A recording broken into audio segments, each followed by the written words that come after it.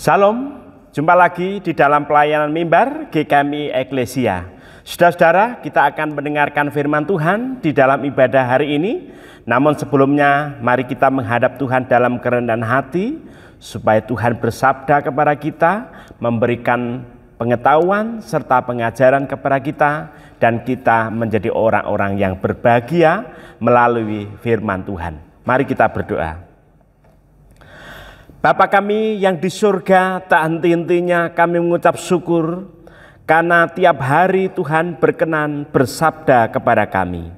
Kami adalah orang-orang berdosa yang hidup di dunia ini masih bergelut dengan dosa, dan kami dimampukan melalui pendengaran akan firman-Mu. Dan kami juga dikuatkan, dimampukan untuk bekerja dengan lebih giat di dalam pekerjaan-pekerjaan Tuhan, melakukan pekerjaan-pekerjaan di ladang-Mu, melakukan dan melibatkan diri dalam perkara-perkara rohani. Kami sungguh bersyukur karena kami boleh kuat menjalaninya sampai hari ini. Dan terlebih lagi ya Tuhan, Kau mempercayakan kami sekalian untuk membaca, merenungkan, mendengarkan firman-Mu, untuk kami menjadi pribadi-pribadi yang Kau koreksi menjadi orang yang lebih baik, menjadi umat-Mu yang makin bijaksana, dan kami memiliki kehidupan yang benar-benar sesuai dengan apa yang Engkau firmankan kepada kami. Biarlah kami menjadi orang-orang Kristen yang adalah pelaku-pelaku firman, supaya kehidupan kami memiliki kesaksian yang baik, memiliki karakter yang baik, dan kami benar-benar menjadi garam dan terang bagi dunia. Ya Tuhan, mampukan kami untuk mendengarkan firman-Mu, untuk mendengarkan apa yang Tuhan kehendaki dan rancangkan di dalam kehidupan kami. Berkati kami sekalian, baik hamba-Mu yang menyampaikan kebenaran firman Tuhan. Engkau pakai mulut lidah hamba-Mu dalam segala kelebihan dan kekurangannya, biar Tuhan yang akan menyempurnakan dan berkenan atasnya. Begitu juga saudara-saudara kami, siapapun yang mengakses, menonton, menyaksikan khotbah ini dimanapun dan kapanpun mereka, Tuhan akan memberkati, dan kuasa-Mu itu mampu menembus sekat-sekat teknologi yang ada. Terima kasih Tuhan, kami serahkan firman Tuhan ini. Di dalam nama Tuhan Yesus Kristus, Allah yang Maha Kuasa, kami berdoa dan mohonkan doa ini. Amin. Saudara-saudara, firman Tuhan pada hari ini saya berikan tema makin giat dalam pekerjaan Tuhan. Makin giat dalam pekerjaan Tuhan. Saudara-saudara, beberapa waktu yang lalu saya menyimak sebuah artikel yang berjudul hustle culture. Apa itu hustle culture?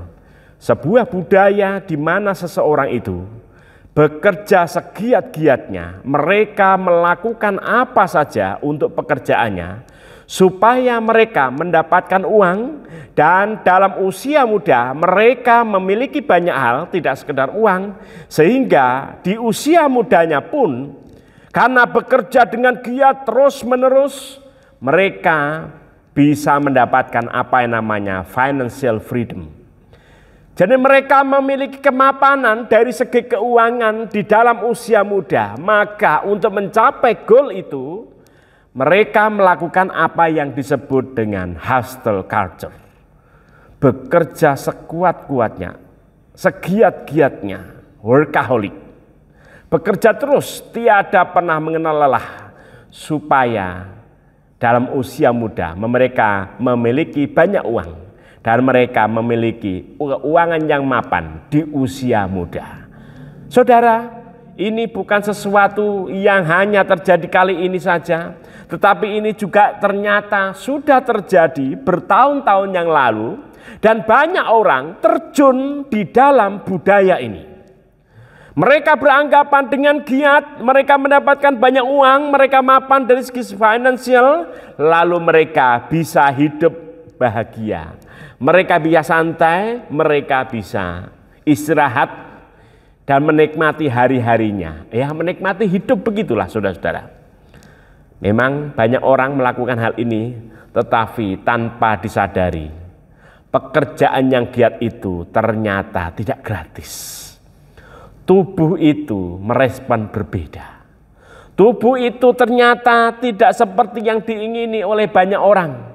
Di dalam usia muda yang begitu bekerja bagaikan kuda terus-menerus tanpa mengenal lelah, di usia muda ketika banyak uang, tubuh sudah merespon yang lain.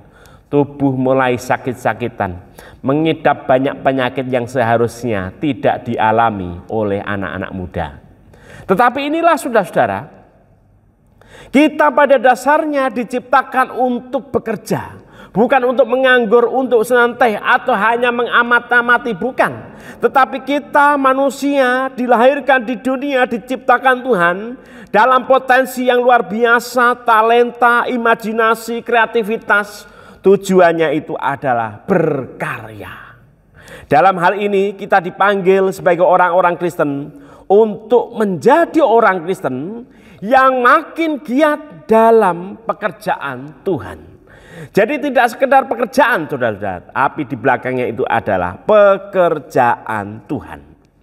Apa yang ingin Tuhan sampaikan melalui firman Tuhan pada hari ini yang saya ambil dari 1 Korintus pasal 15 ayat 57 sampai 58. Demikian bunyi firman Tuhan. Tetapi syukur kepada Allah yang telah memberikan kepada kita kemenangan oleh Yesus Kristus Tuhan kita. Karena itu saudara-saudaraku yang terkasih, berdirilah teguh, jangan goyah, dan giatlah selalu dalam pekerjaan Tuhan. Sebab kamu tahu bahwa dalam persekutuan dengan Tuhan, jerih payahmu tidak sia-sia. Inilah 1 Korintus pasal 15 ayat 57 sampai 58. Ayat 57 jelas Tuhan memberikan sabdanya kepada kita bahwa Dia itu memberikan kemenangan. Kemenangan itulah yang membuat kita itu bisa beranjak, bisa berpijak, dan kita bisa bergerak untuk terus-menerus bekerja dalam Tuhan. Tidak sekedar bekerja, tetapi giat dan makin giat dalam pekerjaan Tuhan. Lalu Rasul Paulus melalui suratnya 1 Korintus ini, apa sih sebenarnya yang menjadi isi hatinya, yang ingin disampaikan kepada kita umatnya? Saudara-saudara, ada 3 hal.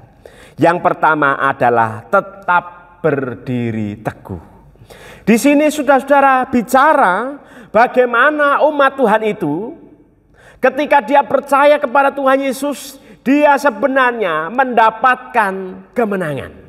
Kemenangan atas apa? Kemenangan atas dosa-dosa yang sudah dilakukan oleh Yesus Kristus dalam kematiannya di kayu salib itu. Itu ada sebuah kemenangan. Kemenangan itu bisa diartikan sebagai kelahiran baru.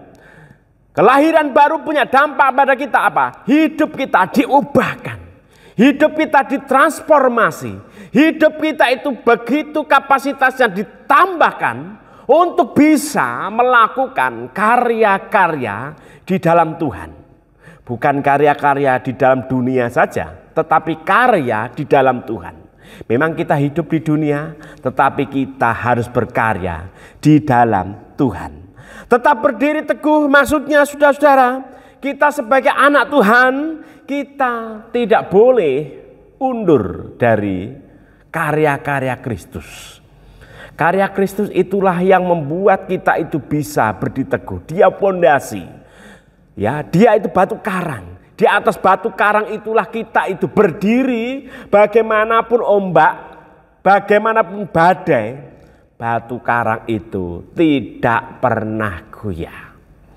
Batu karang itu juga bicara tentang sebuah komitmen yang teguh bagaimana orang Kristen itu bisa menjalani kehidupan sebagaimana yang Tuhan kehendaki. Jadi kehidupan kita itu harus mengarah kepada kehendak Tuhan, bukan kehendak diri sendiri. Menghidupi apa yang Tuhan Yesus teladankan, mencari kehendak Tuhan dan melakukan kehendak Tuhan. Dan disitulah kita itu supaya kita itu tetap berdiri teguh. Di sini bisa diumpamakan orang percaya itu berada dan berdiri di sebuah bangunan dengan fondasi yang sangat kuat, yaitu pengorbanan Yesus Kristus. Bisa juga diartikan orang percaya kita sekalian bisa berdiri teguh dengan dasar kuat, seakan-akan kita itu berdiri di atas batu karang.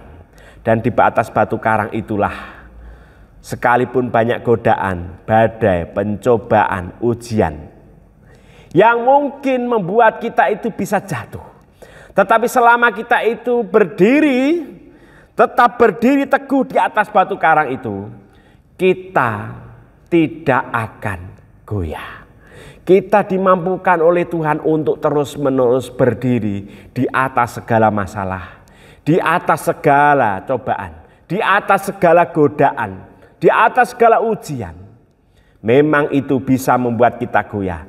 Tetapi selama kita berdiri teguh di dalam Tuhan, kita dikuatkan, kita tetap bisa berdiri. Dan kita tetap berdiri teguh. Salah satu karakter atau sifat Tuhan atau nama Tuhan itu di dalam Alkitab itu adalah litos atau eben. Itu apa artinya? Batu. Ingin menggambarkan bahwa setiap orang yang berlindung di dalam Tuhan itu, dia tidak berlindung kepada tangan yang rapuh, bukan. Dia tidak berlindung pada bangunan yang didirikan di atas pasir, bukan. Tetapi dia berdiri di atas batu karang yang teguh. Disitulah kita mendapatkan kemampuan supaya kita itu tetap berdiri teguh. Apakah saudara hari ini sedang goyah? Apakah saudara sedang goncang? Apakah saudara mulai meragukan Tuhan? Teruslah berusaha untuk berdiri. Jangan pernah ragu, karena kita berpijak di atas dasar yang teguh, yaitu Yesus Kristus sebagai batu karang yang teguh. Itulah yang pertama, tetap berdiri teguh. Yang kedua, setia dalam pengajaran. Hari-hari ini dengan begitu banyak fasilitas teknologi yang luar biasa, yang di dalamnya itu ada internet, sekarang berkembang dengan artificial intelligence atau AI, kemudian di situ juga dijejali dengan berbagai macam aplikasi dan sosial media.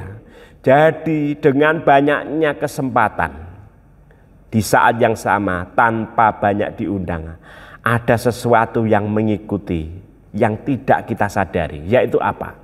Godaan pengajaran yang melenceng dari ajaran firman Tuhan. Memang kita bisa mendapatkan pengajaran-pengajaran yang luar biasa. Kita bisa mendapatkan pengajaran yang mungkin bagi kita itu memuaskan diri kita. Banyak fasilitas yang memberi tanpa kita undang, dia nongol dalam halaman-halaman sosial media kita. Dan dia menawarkan sebuah pengajaran yang lain. Dan kalau kita itu tidak setia di dalam pengajaran, kita bisa lambat laun disadari atau tidak, kita bisa terseret dalam arus pengajaran yang melenceng. Saudara-saudara, hari-hari ini banyak orang itu meremehkan firman Tuhan. Belajar bahasa Ibrani, belajar bahasa Yunani, belajar bahasa Alkitab, saudara-saudara, cukup 1 menit lewat TikTok. Setelah mendengarkan TikTok 1 menit merasa dirinya sudah expert, sudah ahli, langsung mengcounter berbagai macam khotbah. Saudara, hati-hati. Belajar bahasa Ibrani dan Yunani itu ada sebuah proses. No pain, no gain. Kalau tidak ada sakit-sakitnya belajar, saudara tidak akan mendapatkan sebuah pengajaran yang benar. Rasul Paulus di sini sekaligus mengajarkan bahwa gereja yang didirikan, yaitu jemaat Korintus sekalipun, saudara-saudara, itu ada sebuah jemaat yang luar biasa. Talentanya itu lengkap. Pendanaannya itu mantap. Punya hamba Tuhan yang luar biasa. Mereka punya pengkhotbah, punya perintis, punya orang yang selalu diandalkan di dalam KKR dan pengajaran. Tetapi Rasul Paulus itu yang hatinya itu benar-benar memikirkan kebaikan para jemaat itu. Dia melihat ada satu celah yang dimana kalau orang Korintus itu tidak hati-hati, mereka bisa tergelincir jatuh di dalam pengajaran-pengajaran sesat. Di dalam pengajaran-pengajaran yang melenceng, banyak orang yang justru meremehkan pengajaran yang diajarkan oleh Rasul Paulus. Oleh karena itu Rasul Paulus mengatakan di dalam ayat 58 ini merangkum berbagai nasihat yang diberikan oleh Rasul Paulus, yaitu apa? Ya, jangan goyah. Maksudnya apa? Ini bicara tentang pengajaran salah satunya, dan itu dimaksudkan supaya jemaat itu setia di dalam pengajaran. Kesetiaan dalam pengajaran itu tidak sekedar duduk diam mendengarkan firman Tuhan, asik begitu ya belajar tentang Alkitab, asik belajar membaca tentang firman Tuhan. Enggak, lebih dari itu. Setia di dalam pengajaran itu bicara juga sebuah tindakan. Pengajarannya benar, tindakannya juga benar. Sebuah pengajaran yang benar meresap dalam akal budi, mengendap di dalam pikiran, bahkan mengendap di akal budi. Secara langsung itu akan mempengaruhi pola kerja atau tingkah laku seseorang. Kalau orang mendapatkan pengajaran yang buruk, biasanya dia juga hidupnya juga berlaku buruk juga.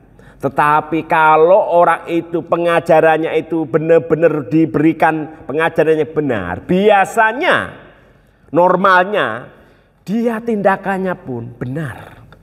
Ini juga menjadi sebuah koreksi bagi kita. Banyak orang yang mendapatkan pengajaran kasih. Tetapi di dalam banyak kasus, banyak anak-anak Tuhan di dalam bertingkah laku kehidupannya tidak mencerminkan anak-anak Tuhan. Banyak anak Tuhan yang kehilangan cinta kasih. Banyak anak Tuhan yang melakukan kekerasan, membuli, melakukan sebuah perundungan, marah-marah, tidak ramah, sedikit-sedikit ngegas. Saudara-saudara, apakah ini bisa dikatakan bahwa orang itu tinggal di dalam pengajaran? Pengajaran yang mana dulu? Tetapi pengajaran yang sehat sebagaimana diwariskan para rasul kepada gereja dan sampai kita hari ini. Kita diwarisi untuk mendapat pengajaran yang baik, yaitu apa? Melakukan firman Tuhan. Merenungkan, membaca, mendengarkan dan melakukan itu sebuah mata uang. Dua sisi mata uang yang tidak bisa dipisah-pisahkan. Marilah saudara-saudara, kita setia di dalam pengajaran Tuhan. Hari-hari ini terlalu banyak pengajaran. Saudara bisa belajar mendapatkan pengajaran dari mana saja, kapan saja, tanpa batasan, tanpa ada yang melarang. Tetapi ingat, pengajaran yang sehat itu adalah berasal dari firman Tuhan.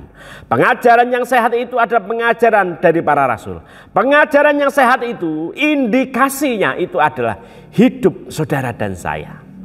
Apakah saudara hidupmu penuh kasih karunia, penuh pengampunan atau justru dendam-dendaman, penuh ketulusan atau cuma tipu-tipu? Saudara berlaku tulus di hadapan Tuhan atau cuma gimmick? Saudara-saudara, marilah kita setia dalam pengajaran yang diberikan pada kita pada hari ini. Yang ketiga, saudara-saudara, menatap janji Tuhan. Ya, di sini dikatakan ya, giatlah selalu dalam pekerjaan Tuhan. Rasul Paulus ini tidak bicara biasa-biasa saja, tetapi Rasul Paulus lihat di akhir kata itu ada kata tanda seru, tanda pentung. Itu biasanya diberikan sebuah kalimat atau kata yang ada unsur vokatif. Apa itu vokatif? Vokatif itu teriak. Orang yang teriak itu bukan dalam situasi yang santai. Orang yang teriak itu berarti ada sesuatu yang ingin ditekankan. Kalau suami istri berdekat-dekatan, kalau ngomongnya teriak, jelas itu. Jaraknya aja dekat, hatinya itu jauh. Isinya itu marah. Tetapi ketika Rasul Paulus menuliskan surat, tetapi disertai dengan indikasi dia itu berteriak, ngomongnya itu dalam tanda kutip ngegas begitu ya, ngomongnya itu teriak, ada satu hal yang ingin ditekankan, yaitu dia melihat ada sebuah kebiasaan, kalau sudah melakukan sesuatu itu semangat di awal, standar di tengah, loyo di akhir. Tetapi Rasul Paulus di sini mengatakan selalu, ya, giatlah selalu dalam pekerjaan Tuhan. Jadi di dalam melakukan pekerjaan Tuhan itu tidak ada kata santai. Santai, ya, santai, nikmati hidup. Ya, pekerjaan dalam Tuhan toh akan ada terus menerus. Tidak perlu serius-serius, saudara-saudara. Rasul Paulus di sini jelas mengindikasikan situasinya ternyata tidak santai. Dan hari ini tetap sama. Apakah kehidupan kita yang begitu banyak dijejali dengan segala kemudahan teknologi yang aneka rupa membawa kemudahan bagi manusia itu, membuat manusia itu tetap santai, tetapi firman Tuhan tetap tidak pernah berubah. Situasinya tidak santai. Situasinya itu benar-benar genting, mendesak dan urgent supaya gereja Tuhan, Anda dan saya, anak-anak Tuhan, orang-orang Kristen, orang-orang yang berKTP Kristen, yang ngaku Kristen itu, supaya mereka itu hari ini juga melakukan apa yang dikatakan Rasul Paulus, giat dalam pekerjaan Tuhan. Giat itu berarti melampaui standar. Mengapa demikian, saudara-saudara? Karena dunia pada dasarnya sampai hari ini, dari Rasul Paulus menulis sampai hari ini, menanti kiprah yang baik, menanti hal-hal yang baik keluar dari gereja itu untuk menggarami dunia dan menerangi dunia ini. Saudara-saudara, giat dalam pekerjaan Tuhan itu juga bicara, ya, bagaimana kita itu menghidupi janji-janji Tuhan. Kita harus giat karena ada sebuah janji yang diberikan oleh Tuhan, yaitu apa? Bahwa segala jerih lelah kita, jerih payah kita, pelayanan kita, apa yang kita lakukan untuk menyenangkan Tuhan, hidup kita yang berusaha untuk Tuhan itu tersenyum di surga. Kita bertindak sedemikian supaya kita hidup itu berkenan, supaya kita itu benar-benar selaras selangkah dengan firman Tuhan. Saudara, semuanya itu dikatakan oleh Rasul Paulus, jerih payahmu tidak sia-sia. Tidak sia-sia itu berarti ada upah yang disediakan Tuhan. Ada hadiah, ada pujian, ada perkenanan yang membuat segala jerih payah kita itu tidak pada titik nol. Tetapi ada sebuah hadiah. Tidak sia-sia, saudara-saudara. Kan banyak kan orang berusaha, berproses, kemudian tidak sia-sia. Saudara-saudara, Mike Tyson itu, ya, dia ketika tanding mengalahkan musuhnya itu cuma 20 menit, 2 menit aja, ya, bukan 20 menit. Dia bertanding sedemikian rupa sehingga dia bisa memukul KO di bawah 2 menit. Tetapi saudara tahu apa yang dilakukan? 20 tahun dia bekerja, berproses, lalu bisa memukul musuhnya itu dalam waktu di bawah 2 menit. Apa ya? Bersyukur, ya, segala proses sakit disiplin yang saya rasakan tidak sia-sia. Ada hasilnya jelas. Saudara, ada seorang pelari yang disebut sebagai manusia Ferrari, cepat sekali. Lari sudah 100 meter, berapa kalau kita? Paling belasan detik, ya. Dia cuma 9 detik. Lari 100 meter 9 detik. Apakah dalam 9 detik dia itu biasa nyantai-santai saja sebelum? Enggak. Dia perlu latihan 20 tahun untuk bisa berlari 100 meter dalam waktu 9 detik. Itu kalau mobil Ferrari dipanasi gitu, saudara-saudara, ya. Itu dalam 9 detik itu belum 100 meter loh itu. Ya. Makanya dia dikatakan sebagai orang yang paling cepat di dunia. Katanya dia itu lebih cepat dari Ferrari, begitu ya. Saya pernah baca-baca itu, ya. Apakah ada begitu saja? Enggak. Selalu didahului dengan proses. Setelah mendapatkan juara, lalu berkata, segala jerih lelahku, jerih payahku, sakit-sakit kedisiplinnya yang kualami tidak sia-sia. Nah, begitulah saudara-saudara, nanti kalau kita bertemu dengan Tuhan, kita akan bertanya, segala jerih payahku, jerih lelahku di dunia dalam pekerjaan Tuhan itu tidak sia-sia. Saudara-saudara, saya melihat banyak anak Tuhan, Saya dalam sepanjang pelayanan saya sekian tahun, saya melihat orang-orang Kristen yang setia di dalam pekerjaan Tuhan. Saya melihat orang-orang Kristen yang mereka itu giat di dalam pekerjaan Tuhan. Hidupnya itu berhasil. Hidupnya itu baik. Bukankah apakah mereka semua orang-orang sukses tanpa masalah? Enggak. Mereka tetap memiliki segudang masalah. Tetapi karena mereka itu giat terus menerus setia di dalam pekerjaan Tuhan, mereka menjadi orang-orang yang luar biasa. Dalam segala masalah yang mereka alami, dia tetap bekerja setia dan menjadi berkat bagi orang-orang percaya. Saudara-saudara, bila saudara hari ini merasa lelah, merasa capek, merasa segala jerih lelah dalam pekerjaan Tuhan, dalam pelayanan itu seakan-akan sia-sia, stop. Jangan pikirkan seperti itu. Baca lagi firman Tuhan di sini, ya.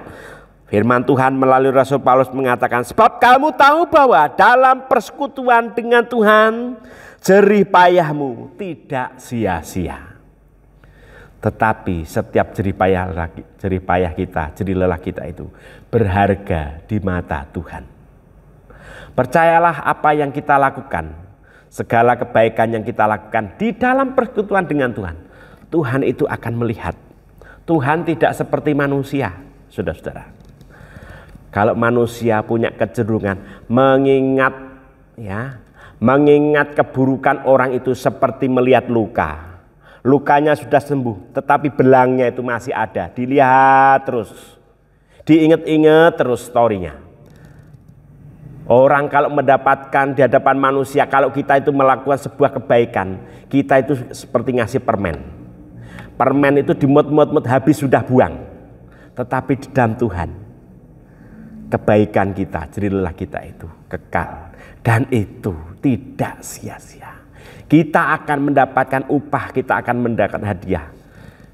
Itulah yang membuat kita itu menjadi orang-orang yang setia. Oleh karena itu hari ini marilah kita semakin giat dalam pekerjaan Tuhan. Tetap berdiri teguh, setia dalam pengajaran. Dan kita menatap janji Tuhan yang luar biasa. Tuhan Yesus memberkati. Amin.